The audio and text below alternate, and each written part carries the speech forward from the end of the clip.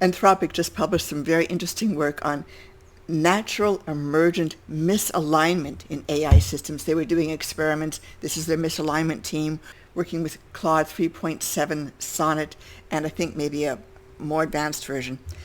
Fascinating report. And first of all, kudos, shout out to the entire team at Anthropic that published this work and did the actual work involved. Let me mention that they've got a very nice YouTube out, 50 minutes plus a little bit, and speakers on this YouTube. They've got researcher Jonathan Usato acting as sort of as a panel modulator, and the other participants are Evan Hubinger, Benjamin Wright, and of course Monte McDermott.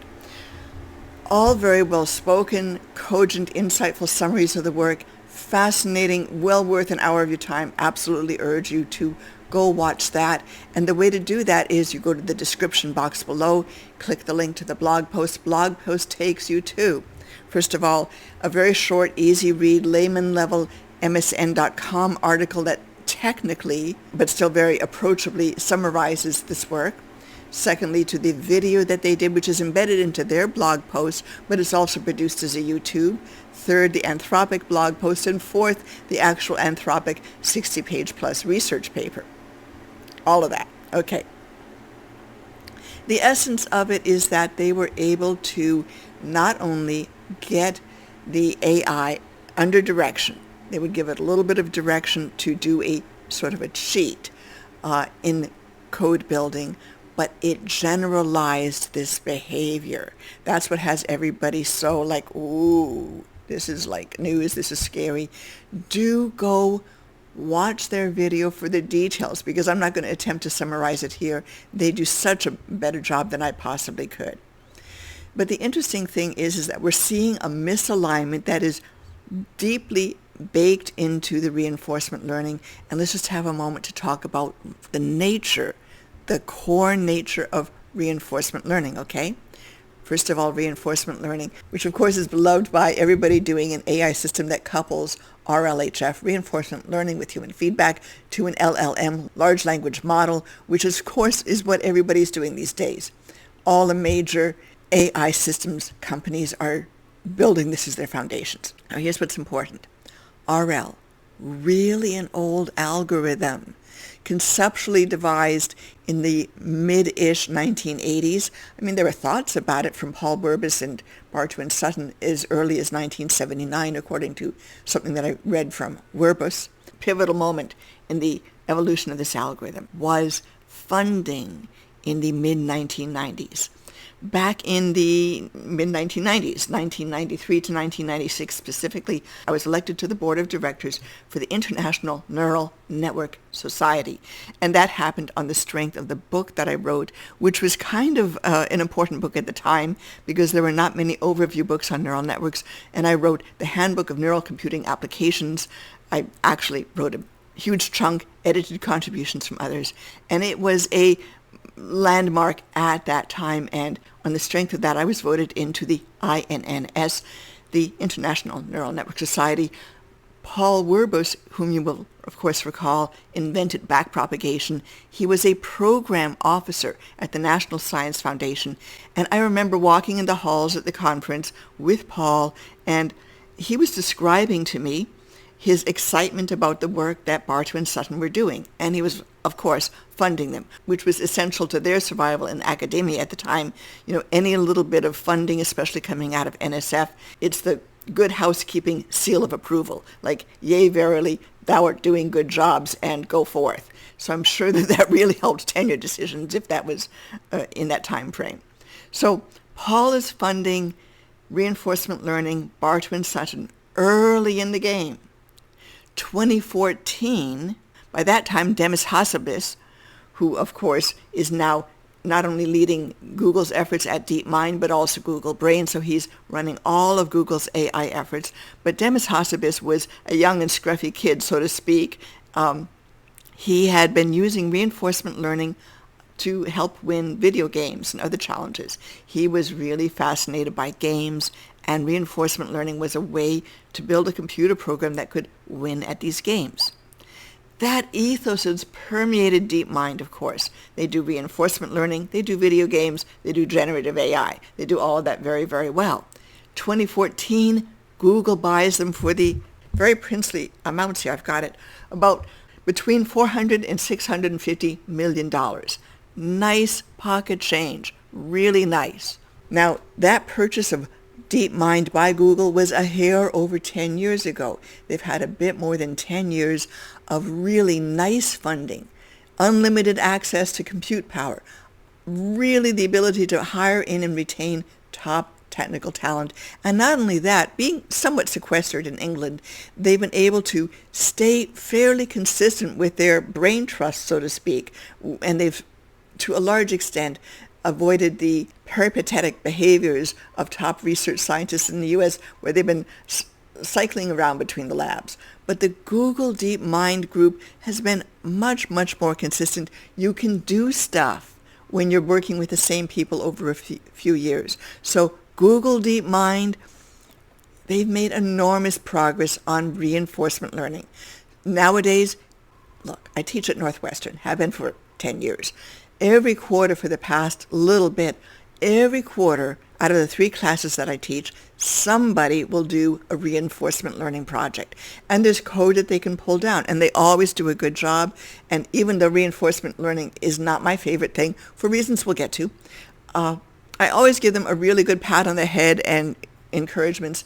And right now I'm encouraging students to go and take it's the AI systems and robotics class. It's reinforcement learning because it's a very useful job skill. Reinforcement learning is our current thing.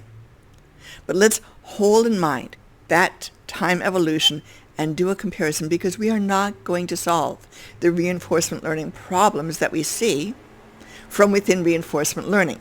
And it's fascinating to listen to the Anthropic researchers. Once again, we've got Evan, Benjamin, Monte, of course, and Jonathan talking about this. And there's 23 names on this recent paper, so these are just a small sampling of that set, like 20%. Okay. Here's the thing.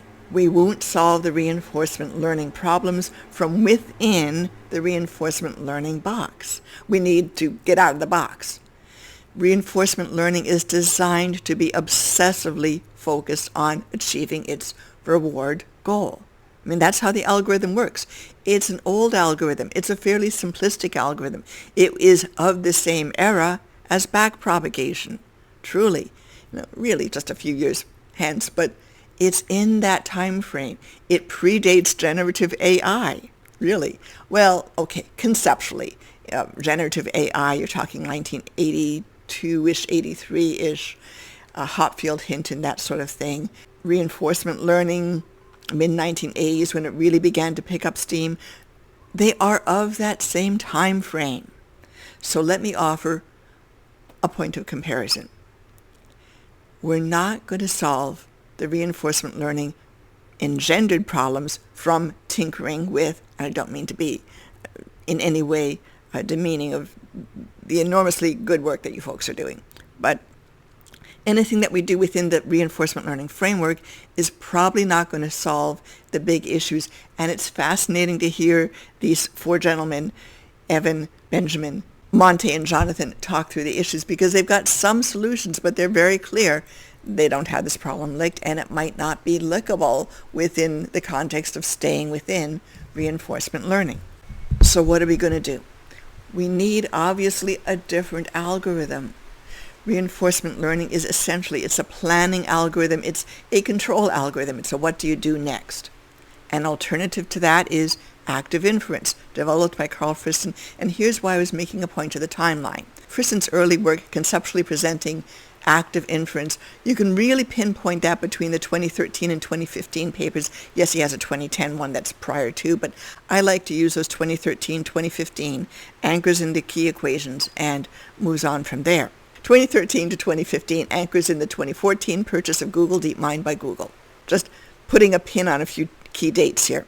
Now, very recently, past couple of years, Friston has become affiliated with Versus.ai, which is a spatial web AI company, and they've totally gone all in on adopting Friston's active inference as their great methodology, if you would, for doing AI and potentially leading to AGI.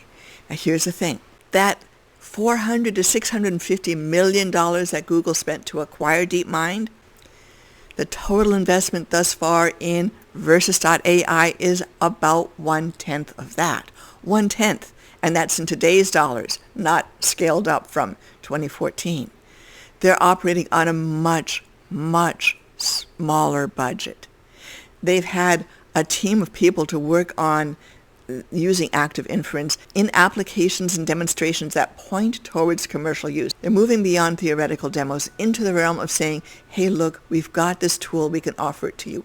Very recently, they put out their system called Axiom that allows people to go hands-on and play. In other words, it's their equivalent of having a reinforcement learning code that you can pull down out of GitHub. It's something you can go and grab and play with. Yay, I'm enormously happy for those guys. And I'll probably be spending time over the coming holiday vacations getting hands-on with that. So as points of comparison, we've got a much newer method. Going back to reinforcement learning, 1980s, 1995 funding, comparing that with active inference, mid-2010s for the primary first-pass theoretical development, funding of any significance just in the past 2 years, and it's not terribly big. And we are not surprised to see a huge difference between the amount of work that people are doing right now with reinforcement learning compared to active inference. There's a deeper issue, though. Just a few days ago, I was watching a Carl Friston video. Craig Smith interviewing him on AI and AGI, and excellent podcast. I will link to that in the blog post, link to that in the description box, of course. And here's the thing. Craig is doing a totally wonderful job of following Friston as he evolves his thoughts, but I can tell that it's a stretch. You know, he's having to check all the time, like, am I understanding this correctly? And Friston's saying, yes, you are. Yes, you are. But this is the second interview that Craig has done with Friston, and there's been a little bit of time where Craig has invested his energy in studying up. I started studying Friston back in 2016, maybe, that time frame. And it took me 10 years to really wrap my head around equation 1, you know, the first equation that he puts into his key early works. And it took me multiple efforts. I made some mistakes, okay? I really made some bloopers in the early passes. And I wrote this 60 plus, maybe it was 70-page tutorial for myself. It's on archive. I'll link to that. That was how to teach myself Fristonese, so to speak, because he didn't present the derivations. It was just, here's a starting equation. So I went back to the source for his derivations. Notation was a little different, and then I consulted another work, notation very different, and I was doing this cross-patch, and I called it the Rosetta Stone because I was comparing notations. If you're going to teach yourself Fristonese, so to speak, I do recommend going back to that paper that I've got. It's heavy, it's weighty, it's ponderous, but it's the best tutorial that you'll get if you're really going to teach yourself those equations. So, and that's just one aspect. So let me take a moment here, just a moment, to wrap our heads around generative AI, okay? Because active inference, like variational inference on which it is built, is generative. It is of the same nature in terms of being generative as other generative methods, including transformers, although you would never see that in the original transformer paper. You really have to dig to find that.